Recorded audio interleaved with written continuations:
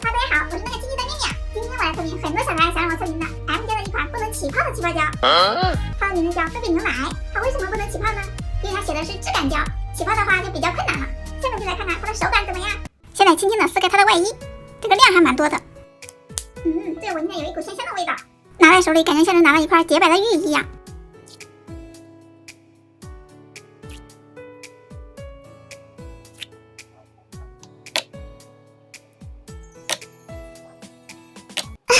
看这质感，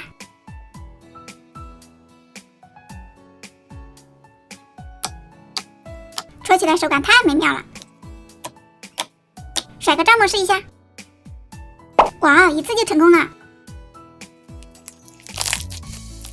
虽然它不能起泡，但是作为起泡小能手，还是想挑战一下，看看如果起泡的话，它能变大多少倍。感觉起泡的时候不能起太快，但是纹路很清晰。炸爆声很清脆，现在我起了10分钟。不是说不能起泡吗？现在屏幕都放不下了，目测大概有6倍左右。真没想到它的起泡效果这么棒，感觉自己像是拿了一朵棉花一样。这样一盒要23元，你们觉得贵吗？